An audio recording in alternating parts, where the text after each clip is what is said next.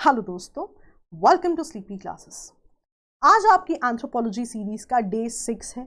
आज हम डिस्कस करेंगे about social stratification. The idea of this entire series is very simple कि हम कंसेप्ट्स पे ध्यान दें। जब भी हमारी बेसिक कंसेप्चुअल क्लैरिटी बहुत बढ़िया होगी तो हमें दो फायदे होते हैं। उसके पहले हम किसी भी तरह के ऐसे सवाल का जो कि शायद पहली बार में देखने में हमें काफ़ी मुश्किल लगे, इजीली आंसर कर सकते हैं। दूसरा, अगर हमें बेसिक कंसेप्चुअल क्लैरिटी होगी तो हम जो भी टेक्स्ट अपने एंड पे पढ़ रहे हैं वो हमें और ज़्यादा अच्छे से समझ में आने लग जाएगा। तो आज का हमारा एजेंडा है कि हम सोशल स्ट्रैटिफिकेशन का नेचर समझें। बट आप देखोगे इनका नेचर समझते समझते हम दो चार और कॉन्सेप्ट भी बीच में डिस्कस करेंगे जो एग्जाम में पूछे जाते हैं। अगर आप इन शब्दों को देखो तो सोशल स्ट्रैटिफिकेशन स्ट्रक्चरल है, एग्जिस्टेंशियल फिनोमेना है, मटेरियल फिनोमेना है। By end of the lecture आप इन सब चीजों के एग्जाम्पल खुद डिराइव कर पाएंगे। I can assure you that. ठीक है, but before I start the entire thing, जैसा मैं हमेशा कहती हूँ, मेरी सिंसियर जो है आप लोगों से एक रिकमेंडेशन रहेगी कि आप जो है डे 3 पढ़ें, एंथ्रोपोलॉजी नेचर ऑफ कल्चर पढ़ें, डे 4 नेचर ऑफ सिविलाइजेशन समझें, डे 5 नेचर ऑफ सोसाइटी समझें, और फिर जो है आप सोशल स्ट्रैटिफिकेशन की तरफ आए। आपको और ज़्यादा अच्छे से पूरा कॉन्सेप्ट समझ में आएगा। ना हमेशा की तरह हमारा लेक्चर जो है दो पार्ट्स में डिवाइडेड है, एक इनफॉर्मल अप्रोच, एक फॉर्मल अप्रोच। इनफॉर्मल अप्रोच में मेरा फोकस रहता है कि मैं कॉन्सेप्ट आपको बताऊं, बट ये चीज़ें सब समझने के लिए हैं, बहुत ज़्यादा एग्जाम में कोट नहीं की जाती। फॉर एग्जाम्पल आज हम सोशल स्ट्रैटिफिकेशन की बात करेंगे। I will use certain examples जो आपको ऑलरेडी पता है, and I will tell you certain issue या सर्टन कॉन्सेप्ट्स या सर्टन डेरिवेशंस जो कि एंथ्रोपोलॉजिस्ट हमेशा कहते हैं about social stratification. Then we'll move on to the formal concept, formal approach, जहां पे we'll discuss all the relevant definitions, all the relevant societies and what not. तो अपने डिस्कशन की शुरुआत करते हैं। ना हमें क्या पढ़ना था? Social stratification.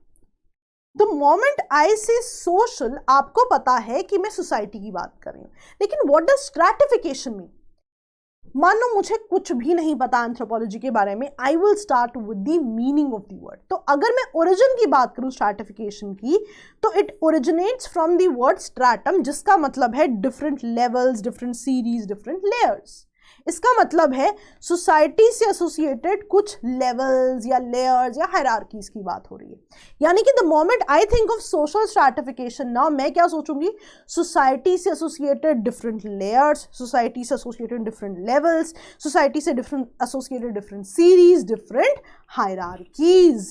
राइट? तो जब भी आप सोशल स्ट्रैटिफिकेशन की बात करोगे, कीवर्ड आप याद क्या रखोगे? हायरार्कीज या डिफरेंट लेवल्स। That's it. ठीक है, तो हमें ऑल्दो कुछ नहीं पता अभी भी, पर हम वर्ड मीनिंग से भी चीज के बारे में समझ सकते हैं। ठीक है, so social stratification levels to different levels in the society, different hierarchies in the society, और different layers in the society. Now let's try to see some examples जो हम आसपास देखते हैं अपने न्यूज़पेपर आर्टिकल्स में या डिफरेंट न्यूज़ चैनल्स पे। बहुत बार शब्द यूज होते हैं lower class, middle class, upper class. ये क्या है? Different levels in the society ही तो हैं, different hierarchies in the societies ही तो हैं जो हम अपने आसपास देखते हैं। और भी बहुत सारी चीज़ें हैं जो हम बहुत सारे न्यूज़ चैनल्स पे आर्टिकल्स में पढ़ते हैं। ब्राह्मण, क्षत्रिय, वैश्य, शूद्र, जब आप कास्ट सिस्टम की बात करते हो, ये भी क्या है? आपकी सोसाइटी में डिफरेंट लेवल्स या डिफरेंट हायरार्कीज ही तो हैं। तो इररिस्पेक्टिव ऑफ कि we haven't started with a topic yet, ये वो चीजें हैं जो कि आपको ऑलरेडी पता है, बिकॉज ये आसपास आपके शब्द बहुत ज्यादा यूज होते हैं। Now let's understand something. क्या आपको लगता है कि ये डिफरेंट लेवल्स इसलिए बने हैं क्योंकि इन लेवल्स के बीच में क्या है? इनइक्वालिटी। लेकिन इनइक्वालिटी तो कुछ भी हो सकती है ना। इनइक्वालिटी शब्द का अगर मैं मतलब देखूं, it just means that things are not equal. Right? लोगों में बायोलॉजिकल डिफरेंसेस हो सकते हैं, there are biological differences between a man and women. Age का डिफरेंस हो सकता है I am from a different age group, you are from a different age group. क्या है? हम दोनों में इनइक्वालिटी है। हो सकता है कि हमारा जो ऑक्यूपेशन है वो डिफरेंट है, आपका ऑक्यूपेशन ए हो सकता है, मेरा ऑक्यूपेशन बी हो सकता है। तो इनइक्वालिटी तो हमेशा ही एग्जिस्ट करेगी।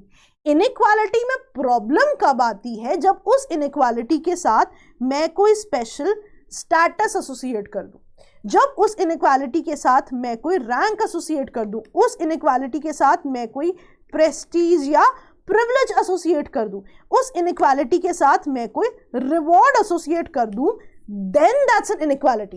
कि ऑल्दो आप प्रोफेशन ए से थे, मैं प्रोफेशन बी से थी, हमें इनइक्वालिटी तो है, लेकिन due to your inequality and my inequality, और ड्यू टू योर प्रोफेशन और due to my profession, I get a special status, I get a special rank, I get a special prestige, या let's say due to your profession you get a special status, you get a special rank, you get a special prestige then the other person, that's a problem.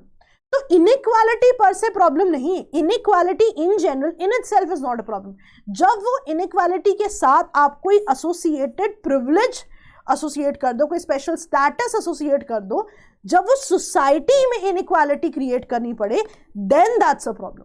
The moment I say कि upper class is more wealthy, they have privileges of access to such resources जो शायद middle class या lower class associate नहीं कर सकते, that's a problem. तो inequality अपने आप में प्रॉब्लम नहीं है, इनइक्वालिटी तो हमेशा ही होती है, बायोलॉजिकल डिफरेंसेस भी तो इनइक्वालिटी ही है। इनइक्वालिटी प्रॉब्लम कब है? जब आप उस इनइक्वालिटी के साथ कोई स्पेशल रिवॉर्ड, कोई स्पेशल प्रेस्टीज एसोसिएट कर देते हो, that is when it becomes a social inequality. और यही इनइक्वालिटी है जो आपकी सोसाइटी में डिफरेंट लेवल्स या डिफरेंट हायरार्कीज क्रिएट कर रही है। और ये लेवल्स और हायरार्कीज को हम क्या कह रहे थे? स्ट्रैटिफिकेशन ही तो कह रहे थे। तो सोशल स्ट्रैटिफिकेशन क्या है? सोशल स्ट्रैटिफिकेशन वो लेवल्स हैं, वो हायरार्कीज हैं जो क्रिएट हुई हैं। क्यों क्रिएट हुई हैं? क्योंकि आपके सोसाइटी में एक सोशल इनइक्वालिटी एग्जिस्ट कर रही है। So social stratification is basically a consequence of what? Consequence of social inequality. ये मैं क्यों बता रही हूं? कभी कभी हम एग्जाम में लिखते हैं social stratification is a consequence of inequality. Inequality तो कुछ भी हो सकती है, इनइक्वालिटी पर से प्रॉब्लम नहीं है, राइट? व्हेन आई से This is what I'm saying. Inequality per se is not a problem. Inequality अपने आप में प्रॉब्लम नहीं है। Inequality कब एक प्रॉब्लम है? जब सोसाइटी में उसकी वजह से इनइक्वालिटीज आ रही हैं, जब आप उस इनइक्वालिटी के साथ कोई स्टेटस, कोई प्रेस्टीज, कोई रिवॉर्ड एसोसिएट कर देते हो। The moment that happens, society different levels में डिवाइड हो जाती है, and that is what is called as social stratification. तो कभी भी आप एग्जाम में ऐसा नहीं लिखोगे कि social stratification is a consequence of inequality. आप लिखोगे social stratification is a consequence of what? Consequence of social inequality. तो सही शब्दों का प्रयोग बहुत इंपॉर्टेंट है, बिकॉज बहुत ही टेक्निकल पॉइंट्स होते हैं एंथ्रोपोलॉजी में, आपने उनमें गलती नहीं करनी। ठीक है जी, याद रहेगा। चलिए, Now let's understand the entire emergence of stratification. थोड़ा सा समझते हैं कि एंथ्रोपोलॉजिस्ट को कब, किस तरह से पता लगा कि सोसाइटी में स्ट्रैटिफिकेशन क्या है, एंथ्रोपोलॉजिस्ट के हिसाब से स्ट्रैटिफिकेशन की शुरुआत कब होनी चाहिए, डिडक्शंस क्या हैं, और आज भी वो चीज़ें कैसे चल रही हैं। और बीच में एक थ्योरी भी है जो हम समझेंगे। लिखने की ज़रूरत नहीं है ये चीज़ें, आप बस समझ लीजिए।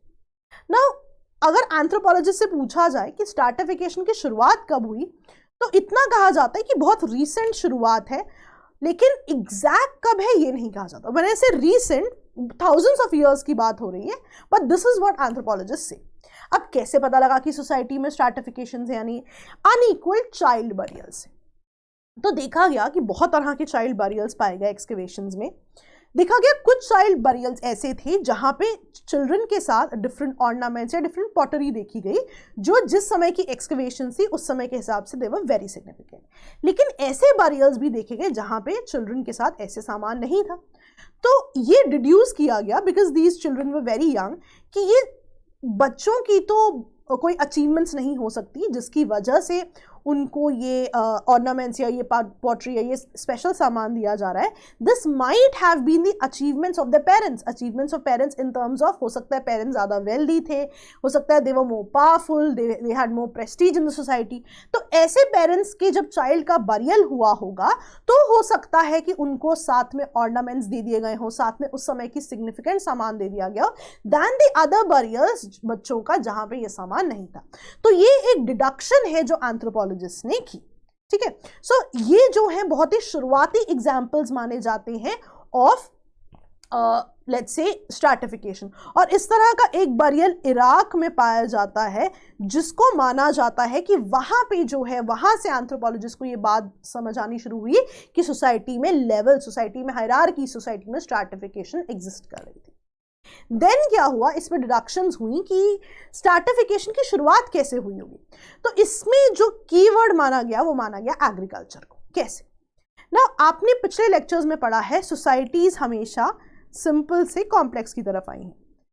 पहले हंटिंग गैदरिंग सोसाइटीज थी, इवेंचुअली एग्रीकल्चर सोसाइटीज आनी शुरू हो गई। जब लोगों ने एग्रीकल्चर शुरू किया, रूरल सेटलमेंट पैटर्न्स बने, पॉलिटिकल अथॉरिटीज बनी। तो बेसिकली क्योंकि सिस्टम कॉम्प्लेक्स हो गया, तो ऐसा कहा जाता है कि उस कॉम्प्लेक्स सिस्टम को मैनेज करने के लिए सोसाइटीज को डिफरेंट लेवल्स या डिफरेंट हायरार्कीज में बांटा जाने लग गया।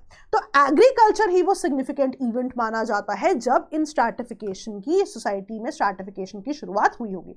और उससे एसोसिएटेड एक थ्योरी भी है जिसे आप सरप्लस थ्योरी ऑफ साइलेंस भी कहते हैं। साइलेंस के हिसाब से जब एग्रीकल्चर की वजह से सरप्लस आया दुनिया में, तभी जो है, क्योंकि चीजें कॉम्प्लेक्स होने लग गई, उस सरप्लस को डिवाइड करने के लिए आपको डिफरेंट लेवल्स को क्रिएट करना पड़ा। जिसका एग्जांपल ये कहते हैं कि सोसाइटी में जो चीफ्स होते थे उनके पास मेजॉरिटी पावर थी, रिसोर्सेज भी उनके पास बहुत ज़्यादा थे। लेकिन जब एग्रीकल्चर के बाद सरप्लस आने लग गया, सब कुछ बहुत ज़्यादा क्वांटिटी में हो गया, तो उस रिसोर्स को सही तरह से डिवाइड करने की भी रिस्पॉन्सिबिलिटी किसकी थी? चीफ्स की थी। इसीलिए ताकि ये प्रोसेस जो है इजी हो जाए, ये complex process of dividing the resources easy हो जाए, इसलिए उन्होंने क्या किया, जो है लेवल्स की क्रिएशन कर दी, सोसाइटी में स्ट्रैटिफिकेशन कर दी। तो ये थ्योरी आप मेंशन नहीं करेंगे कहीं पे, लेकिन ये इंपॉर्टेंट है समझने के लिए कि एग्रीकल्चर की वजह से जो है कौन सी थ्योरी की हम यहाँ बात करते हैं। अब यहाँ पे तो हमने बात कर ली कि इराक में इनिशियली जो है बैरियर्स मिले तो पता लगा, देन वी स्पोक अबाउट कि एग्रीकल्चर से शुरुआत हुई होगी और हमने थ्योरी भी बात की। लेकिन स्ट्रैटिफिकेशन आगे कैसे बढ़ी, राइट? आप स्ट्रैटिफिकेशंस बहुत तरीके के हैं, लेवल्स तो डिफरेंट तरीके के हैं। हमने एग्जांपल्स में देखा अपर मिडिल क्लास या लोअर क्लास की बात कर ली, या हमने ब्राह्मण, क्षत्रिय, वैश्य, शूद्र की बात कर ली, राइट, जो हम कास्ट सिस्टम की बात करते हैं। तो स्ट्रैटिफिकेशन डिफरेंट लेवल्स पे है, डिफरेंट रीजंस की वजह से है। लेकिन ये आगे कैसे बढ़ा? आगे ऐसे बढ़ा, इसके 3 इंपॉर्टेंट रीजंस जो माने जाते हैं। पहला है टेक्नोलॉजी।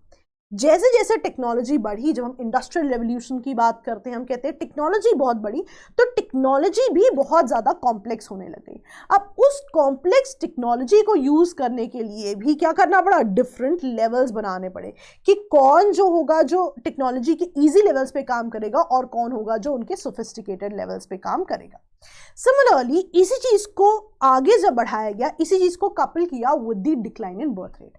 हमने देखा बहुत सारी ऐसी कंट्रीज है जिन्होंने बर्थ कंट्रोल पे ध्यान दिया, राइट। नाउ जैसे जैसे ऐसा हुआ कि पॉपुलेशन कम होने लग गई, तो स्किल्ड लेबर भी कम होने लग गया।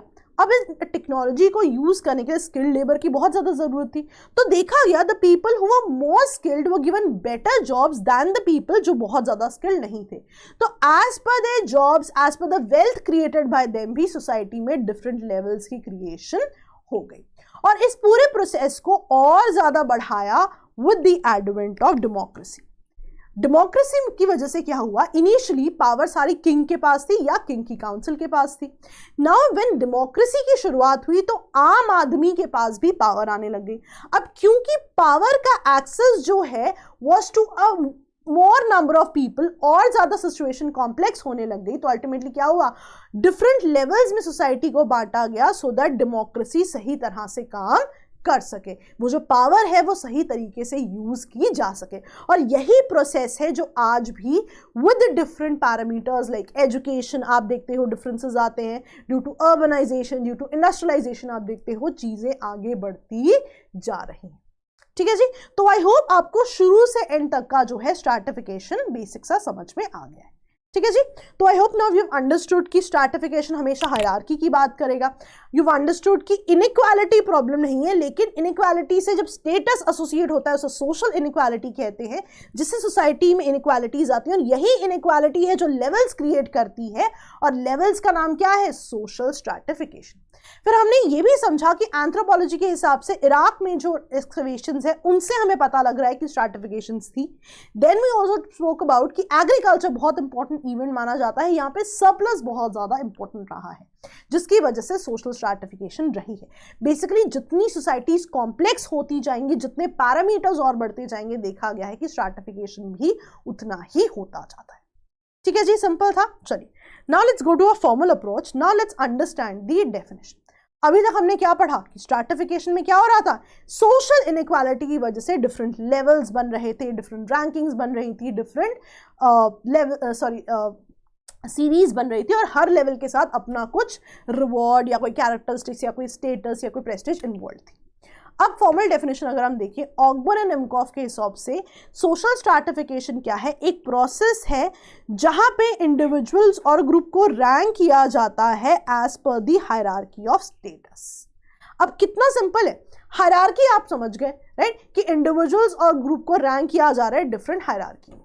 अब याद रखना यहाँ पे हम एक छोटी सी गलती करते हैं, हम ना स्पेसिफिक पॉइंट्स भूल जाते हैं। देखना हायरार्की ऑफ स्टेटस कहा जा रहा है, मैंने आपको यही तो समझाया था।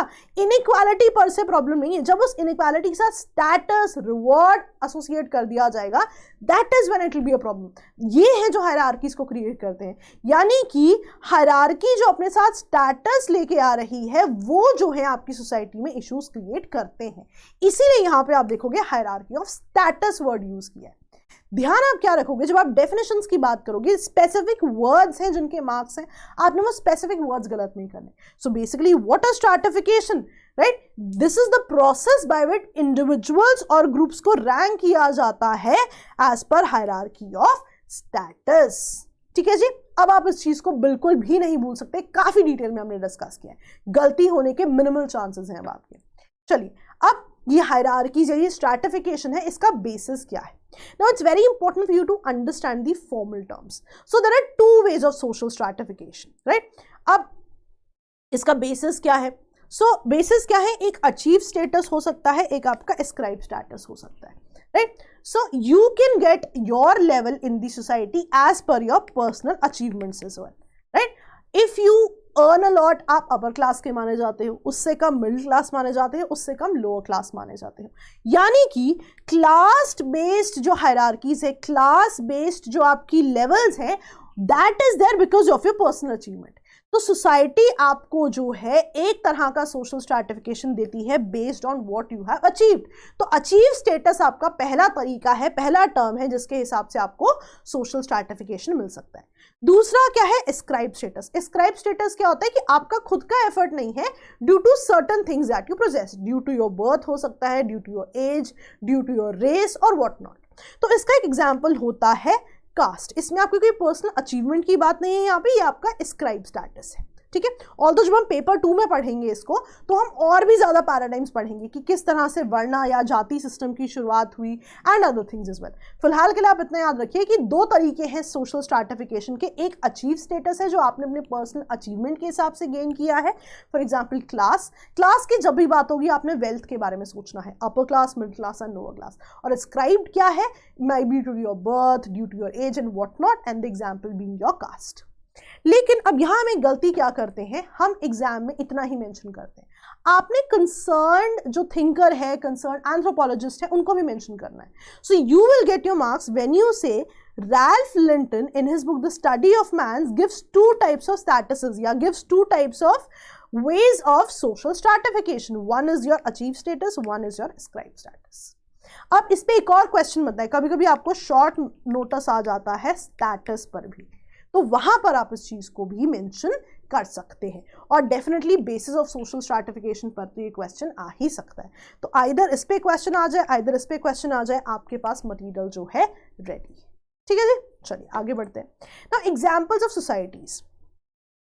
ना बहुत जरूरी है for you to understand our understanding of society is just on the basis of हम आसपास क्या देख रहे हैं। ध्यान रखना, टिपिकली एंथ्रोपोलॉजी में 3 तरह की सोसाइटीज मानी जाती है। पहली इगैलिटेरियन सोसाइटीज। इगैलिटेरियन सोसाइटीज क्या होती है, मैंने पहले भी बताया था। कई बार इगैलिटेरियन को हम समझते हैं कि equal societies. No, it just means कि सोसाइटी में एक्सेस टू रिसोर्सेज सबको इक्वल है, इसके अलावा देयर इज नो इक्वालिटी। ऐसा नहीं है कि लेट्स से कि मेरा access to resources and your access to resources is same, लेकिन मिलेगा किसको कितना, that's a separate question.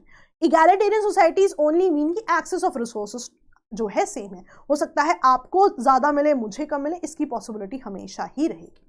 Now इसका एक बहुत अच्छा एग्जांपल है हाजदा मैन इन तंजानिया। सो हाजदा मैन में देखा गया है अगर सुपीरियर जो है अपने सबऑर्डिनेट से काम करने को बोले तो सबऑर्डिनेट जो है मना कर सकते हैं। इक्वालिटी की बात नहीं है सोसाइटी में, सिर्फ और सिर्फ इगैलिटेरियन सोसाइटीज क्या है जहां पे एक्सेस टू रिसोर्सेज सबका सेम होता है। लेकिन this is not the only way जब हम सोशल स्ट्रैटिफिकेशन में टाइप्स ऑफ सोसाइटीज की बात करते हैं। दूसरी सोसाइटी है रैंक सोसाइटीज। रैंक सोसाइटीज क्या होती हैं? यहाँ पे भी एक्सेस ऑफ रिसोर्सेज सेम है, लेकिन सोसाइटी का डिविजन डिफरेंट है as per the status associated with the rank, right, या status associated with your level. यहाँ पे प्रेस्टीज इंपॉर्टेंट है। इसका एक बहुत एग्जाम्पल अच्छा है निमकिश ग्रुप। निमकिश ग्रुप जो है बेसिकली फिशिंग सोसाइटीज है, फिशिंग कम्युनिटीज है। नाउ एक्सेस टू फिश सबका सेम है, डिफरेंस कहाँ पे है? The moment I say access to fish, I am saying access to resources सबका सेम है। डिफरेंस कहाँ है? In terms of some special privileges as per rank. जैसे कि यहाँ पे जो chief of the entire group है उसके पास स्पेशल प्रिविलेजेस है कि जब हम ग्रेट फीस्ट की बात करते हैं, ग्रेट पार्टीज की बात करते हैं, सिर्फ वही ग्रेट फीस्ट या ग्रेट पार्टीज को थ्रो कर सकते हैं, आम आदमी जो है थ्रो नहीं कर सकता। यानी कि ऑल्दो रैंक सोसाइटीज में भी एक्सेस टू रिसोर्सेज सेम है, लेकिन लेवल्स किस बेसिस पर है? प्रेस्टीज के बेसिस पे। The higher you go, the higher prestige is associated with it. So basically यहाँ पे एक डिफरेंट तरह के लेवल्स हैं और यहाँ पे एक डिफरेंट तरह के लेवल्स हैं। तीसरी तरह की सोसाइटी कौन सी होती है? Based on wealth and power, right, जिसे आप क्लास सोसाइटीज कहते हो। The moment I say class, you have to think about middle class, upper class, lower class, आपको चीज अपने आप याद आ जाएगी। इसका बहुत अच्छा एग्जाम्पल क्या है? अगर मैं यूएस की बात करूं बिफोर 1948, तो बहुत सारे डेब्यूटांटे बॉल्स होते थे या बहुत सारे कंट्री क्लब्स होते थे, बहुत सारे ऐसी पार्टीज होती थी जहां पे सिर्फ वेल्दी लोग ही आ सकते थे, क्योंकि जो वेल्दी था वही पावरफुल था, उसी के पास जो है रिसोर्सेस थे। लेकिन यूएस में 1948 के बाद सुप्रीम कोर्ट ने जजमेंट दी, and after that these clubs, these parties, these debutante balls were actually open to everybody irrespective of their class, irrespective of their wealth. तो तीन तरह की बेसिक सोसाइटीज हैं, egalitarian societies, rank societies and your class societies. ठीक है, तो अगर आपको टाइप्स ऑफ सोसाइटीज पूछ ली जाती हैं सोशल स्ट्रैटिफिकेशन के साथ, तो आप इन तीन सोसाइटीज की बात करेंगे और रेलेवेंट एग्जांपल्स भी यहां पे हमने मेंशन किए। चलिए आगे बढ़ते हैं। क्या सोशल मोबिलिटी पॉसिबल है? मोबिलिटी का मतलब होता है मूवमेंट। एक बार अगर आप किसी लेवल पे आ गए तो क्या आप अपना लेवल बदल सकते हो? बिल्कुल बदल सकते हो। अब दो तरह की आपकी मोबिलिटीज हो सकती हैं फॉर्मल टर्म्स में, एक वर्टिकल और हॉरिजॉन्टल मोबिलिटी, एक इंटर जनरेशनल और intra generational mobility. Horizontal mobility क्या होती है? आप अपने ही लेवल पे बेटर हो गए। वर्टिकल मोबिलिटी क्या होती है? आप दूसरे लेवल पे पहुंच गए। फॉर एग्जाम्पल मैं आपको सिंपल शब्दों में समझाती हूँ। लेट्स से कि रूरल रीजन से कोई अर्बन रीजन में आया। रूरल रीजन में जो वो काम कर रहा था, हो सकता है वहां पे उसे कुछ पैसे मिल रहे थे ना, उसी चीज के अर्बन रीजन में उन्हें और ज्यादा पैसे मिलने लग गए। तो बहुत ही मिनिमल सी चीज बेटर हुई है। द ओनली थिंग बी कि शायद you earning a little bit more, तो आपने अपनी सिचुएशन में बढ़ोतरी की है, आपने अपनी ही लेवल पे एक लेवल ऊपर उठ गया। फॉर एग्जाम्पल अगर मैं लोअर क्लास, मिडिल क्लास और अपर क्लास की बात करूं, जब आप फॉर्मल शब्दों में लिखते हो तो लेट्स से कि आप लोअर क्लास, मिडिल क्लास या अपर क्लास में, तीनों में से लोअर क्लास में थे, आप रूरल रीजन से अर्बन रीजन की तरफ आए। रूरल रीजन में आपको ये काम कर रहे थे, बट अर्बन रीजन में आके आपने अपना जो काम करने की रेम्यूनरेशन है उसको बेटर कर लिया। तो ऑल्दो आप अभी भी लोअर क्लास में हो, but you moved a little bit up, आप थोड़ा सा और ज्यादा बेटर ऑफ हो गए हो। तो इसको बोलते हैं हॉरिजॉन्टल मोबिलिटी, जब आप इसी लेवल में थोड़ा नीचे से ऊपर की तरफ आ जाते हो। वर्टिकल मोबिलिटी क्या होती है? जब आप एक लेवल से दूसरे लेवल पे आ जाते हो। मान लो कोई जो है रूरल एरिया से आया हुआ जो मैन है, वो जो है अब कहीं बहुत ज्यादा वेल्दी बन गए, तो क्या हुआ? लोअर क्लास से अब वो अपर क्लास की तरफ आ गए, right? So this is your vertical mobility, दोनों की ही पॉसिबिलिटी है, राइट? अब इसी में एक और चीज क्या होती है? इंटर जनरेशनल और इंट्रा जनरेशनल मोबिलिटी। ये जनरेशंस की बात करती है कि दो तरह की मोबिलिटीज पॉसिबल है। हो सकता है आपकी लाइफ टाइम में ही, आपकी जनरेशन में ही आपने वर्टिकल मोबिलिटी कर ली या हॉरिजॉन्टल मोबिलिटी कर ली, ये आपकी जनरेशन की बात करेंगे। एक और तरह की मोबिलिटी क्या पॉसिबल है कि मेरी जनरेशन ने बहुत ज़्यादा आगे मूव नहीं किया, लेकिन मेरे आने वाली पीढ़ियों ने, आने वाली जनरेशन्स ने जो है, जो आ चुकी हैं, उन्होंने अब जो है आगे सोशल मोबिलिटी कर ली। तो अगर आप डेफिनेशंस की बात करोगे और आपसे पूछा जाए क्या सोशल मोबिलिटी पॉसिबल है, एक बार यदि सोशल स्ट्रैटिफिकेशन हो गई, क्या बदली जा सकती है? एक बार अगर आप हायरार्की में सेट हो गए, कैन यू चेंज इट? आप कहोगे definitely it's possible. How is it possible? There are two ways. पहला, you can do horizontal mobility and you can do vertical mobility, and the second one being intergenerational mobility. तो ये वो definitions हैं जो कि आप definitely लिख सकते हो. ठीक है जी, याद रहेगा. चलिए आगे बढ़ते हैं. ना ऐसा क्यों है कि सोशल मोबिलिटी हो सकती है ना. अब फैक्टर्स हैं, ये फैक्टर्स आप देखोगे हम पेपर 2 में भी पढ़ेंगे. ठीक है, एजुकेशन कितना इंपॉर्टेंट फैक्टर है, राइट. लेट्स से हम हॉरिजॉन्टल वर्टिकल मोबिलिटी का ही एग्जांपल ले लेते हैं. कोई अगर रूरल रीजन से बहुत अच्छा पढ़ के उन्हें बहुत अच्छी जॉब मिल जाए and eventually they can become entrepreneurs, they can have their own companies and become wealthy individuals and get into the upper class. यानी कि एजुकेशनल मोस्ट इंपॉर्टेंट फैक्टर माना गया है सोशल मोबिलिटी का.